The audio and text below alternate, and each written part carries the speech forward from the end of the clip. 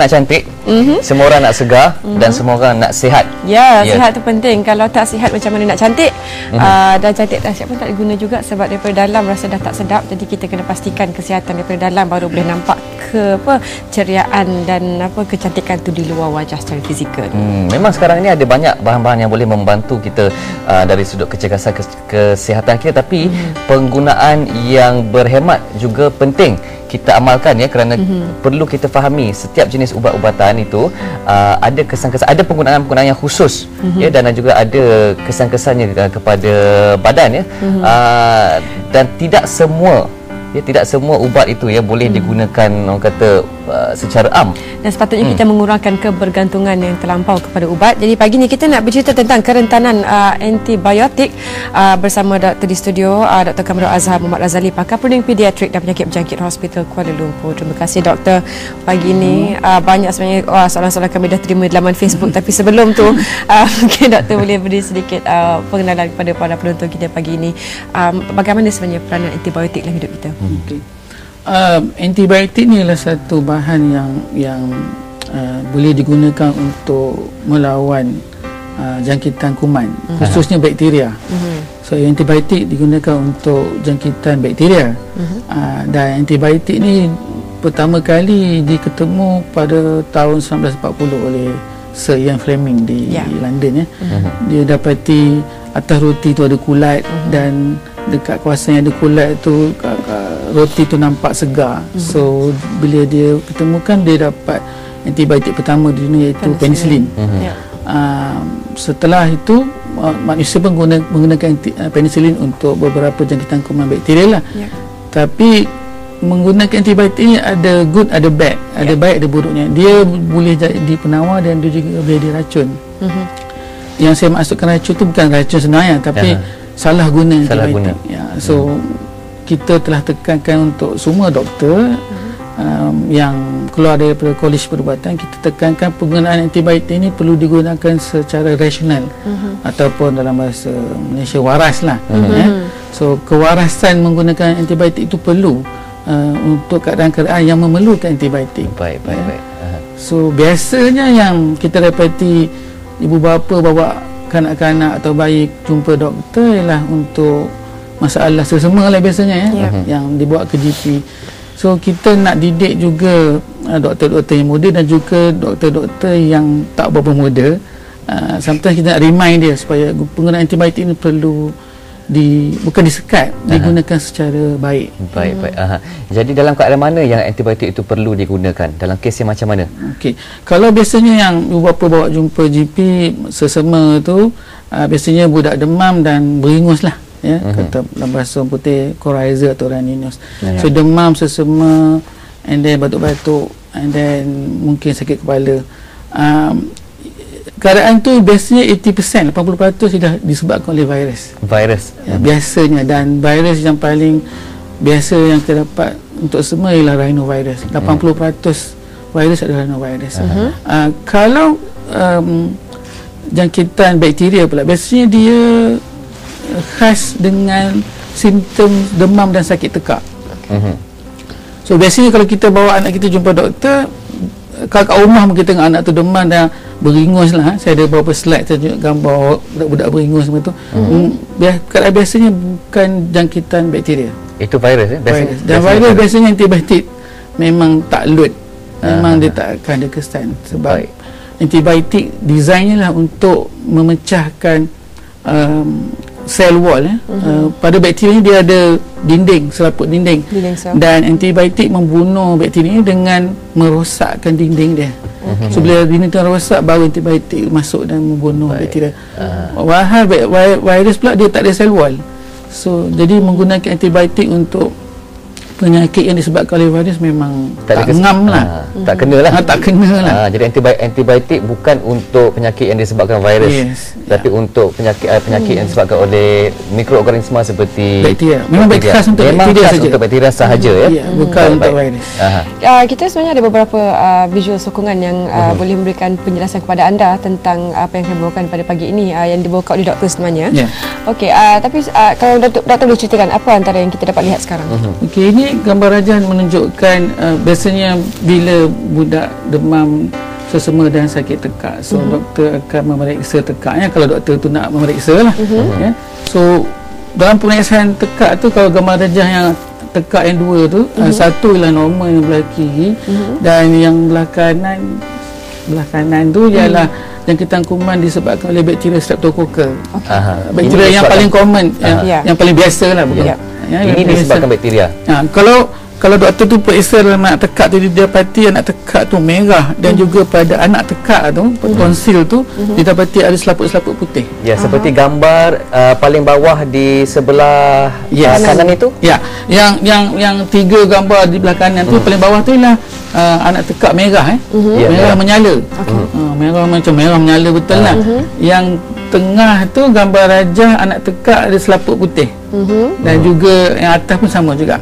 So kalau doktor buat pengamatan yang betul, dia akan dapati merah dia merah menyala dan dia ada exudates, yang putih-putih tu exudates. So biasanya keadaan macam ni disebabkan oleh bakteria. So bila doktor cek dan dia dapati keadaan anak tekak dan tekak macam tu, kebiasaannya dia adalah jangkitan bakteria jenis Streptococcus dan boleh digunakan antibiotik. Dalam kes ini boleh digunakan antibiotik yang sesuai lah. Ada satu soalan daripada rakan Facebook kita yang bertanyakan apa kesannya kepada bayi yang selalu mengambil antibiotik. Kesan kalau dia memang perlukan antibiotik, memang dia perlu makan, dan doktor biasanya memberi sukatan dos. Sebab antibiotik untuk bayi dan kanak-kanak dia mengikut berat badan kanak-kanak ataupun bayi tersebut. Dan kita kalau boleh kita bagi dos yang sesuai lah, dan untuk duration masa sesuai saja. Baik. Tak boleh terlampau lama, tak boleh terlampau pendek. Baik. Jadi visual ini boleh doktor terangkan? Okey, gambar rajah yang ni yang belah kiri tu bakteria.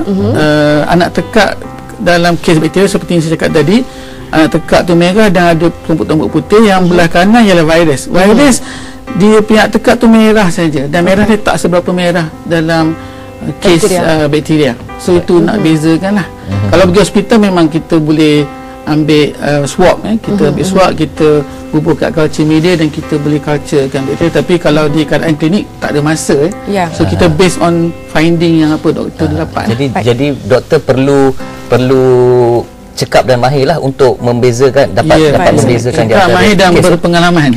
Itu penting tu. Baik doktor, kita ada seorang pemanggil di talian pagi ini bertanyakan soalan tentang apa yang kami bawakan. Hello, selamat pagi. Hello, Assalamualaikum, selamat pagi. Assalamualaikum warahmatullahi. Siapa di sana tu? Saya nak cakap dengan doktor. Silakan. Puan Nuraini, Saya ada suami saya sedang, dia kencing, kalau orang kencing tu dia tak boleh nak pergi, katanya tersumbat. Sekarang ni doktor bagi antibiotik tu kalau pasal apa doktor kita makan sebelum kita lepas kita makan baru kita makan ubat tu. Saya nak tanya tu doktor. Baik. Kelebihan dia apa dia? Baik. Okey, Assalamualaikum. Waalaikumsalam. Encik Abdullah kini di talian. Hello Encik Abdullah, Assalamualaium. Waalaikumsalam. Ya, silakan. Nak tanya doktor, ni antibiotik ni selalunya kita kena dapat nasihat daripada doktor kan, dekat klinik kat mana. Tapi kalau kita pergi dekat farmasi beli begitu saja boleh tak ada doktor? Pasal kadang-kadang kalau jumpa doktor ni mahal sikit dia punya tu. Terima kasih. Baik, terima kasih Syed lah. Baik, dua persoalan di situ. Okey, dalam kes yang pertama, saya syaki yang suami puan tu dia berumur. So biasanya orang lelaki bila berumur dia ada masalah susah nak kencing sebab prostate hyperplasia. Ada dekat pundi kencing tu ada kelenjar tu membengkak bila dah berumur, dan dia akan dapati susah nak kencing, dan bila tersumbatnya saluran kencing tu, air kencing akan mendak, accumulate, dan air kencing ialah satu media yang memang kuman suka. So bila air kencing tu bertakun lama, kuman akan masuk, dan biasanya sebelum pakar bedah urologi buat pembedahan kan, dia akan rawat jangkitan kuman, so dia akan beri antibiotik. Dan antibiotik ni banyak color. Color tu bertukar-tukar. So yang penting bukan color, dia punya bahan aktif tu So bila dia perlu makan, memang dia perlu makan lah. Dan soalan Encik Abdullah tadi tentang antibiotik yang dibeli di farmasi, sebab katanya pembelian antibiotik secara sendirian ada baik ada buruknya. Di Malaysia kita kawal, sebab kita tak nak beli under the counter dan salah guna antibiotik. Sebab tu di Malaysia kalau kita beli antibiotik daripada farmasi, biasanya farmasi dia akan tanya prescription. Ya. Sebab di Malaysia doktor kena prescribe. Unless you pergi sendiri dan you kenal farmasi tu, dia dah biasa dengan dia, dia mungkin boleh prescribe. But actually kalau ikut undang-undang kena ada prescription oleh doktor, baru farmasi boleh jual. Hanya dengan surat arahan ataupun preskripsi daripada doktor sahaja boleh antibiotik ini dibeli di farmasi. Jika tidak ada surat itu, ini salah di sisi undang-undang. Biasanya salah, dan kita nak cegah daripada penyalahgunaan antibiotik. Sebab kalau doktor tak check, sometimes you dapat penyakit tu, dua penyakit tu mungkin dua penyakit berbeza. Baik, tadi juga pemanggil berkatakan, perlukah antibiotik ini dimakan setelah perut diisi? Kita alas perut dulu baru makan. Dia depends. Setengah tu antibiotik dia hanya ada reaction selepas you makan, sebab bila you makan you keluarkan asid.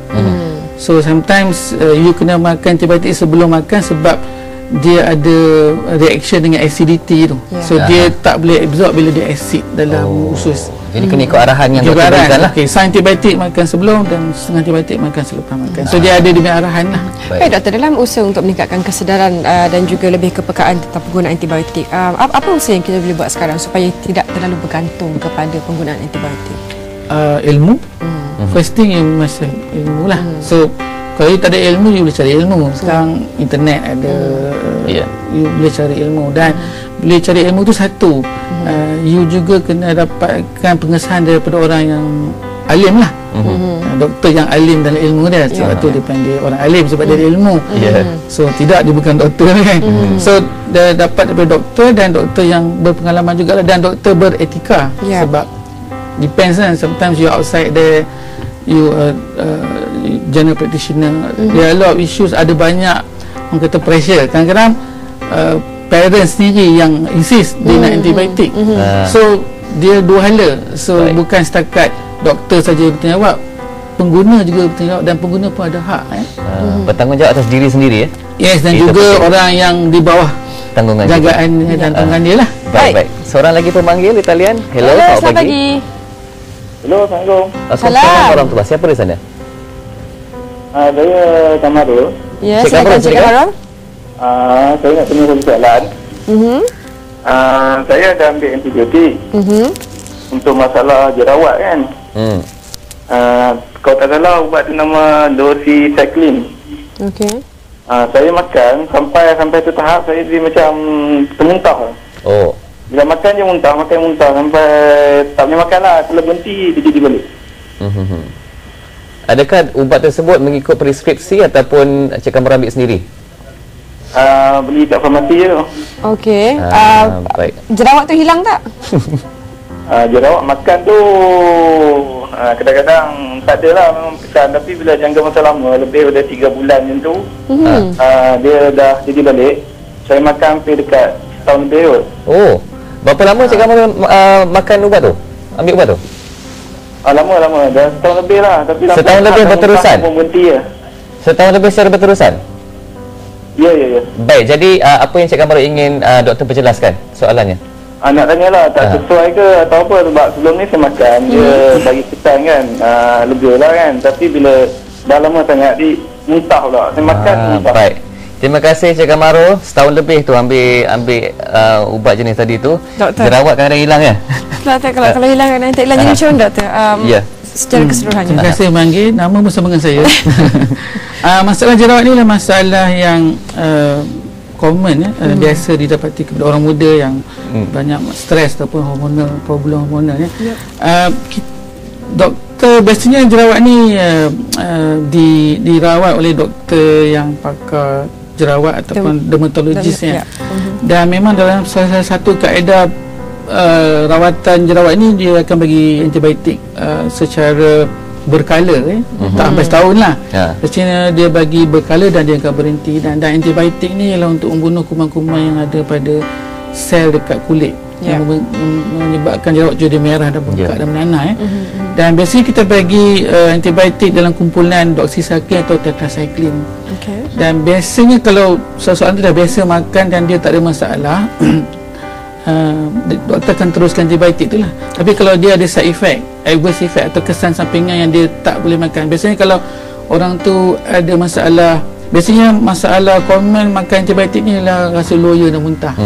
So kalau dia allergic kepada antibiotik tu atau dia ada masalah di kawasan perutnya, dia akan terus loya dan muntah. So biasanya kalau dia dah makan dah lama, sekarang baru ada loya dan muntah, kemungkinan besar may not be the problem with antibiotic. Kemungkinan besar mungkin ada masalah dengan dia punya sistem perut atau usus dia. So dia kena dapat jumpa doktor balik lah. Dan saya nasihatkan jangan self treat. Sebab kalau you self treat, sebab you self treat, bila you ambil antibiotik dengan secara sendiri, you beli sendiri, sepatutnya farmasis akan explainkan bahawa setiap antibiotik ni ada kesan sampingannya. So saya nasihatkan Cik Kamarul tadi supaya rujuk balik kepada doktor dan dapat rujukan yang sesuai lah. Seorang lagi pemanggil talian. Okey, terputus, tak apa. Kita tunggu hubungi lagi sekali. Baik, satu persoalan yang juga lazim ditanya.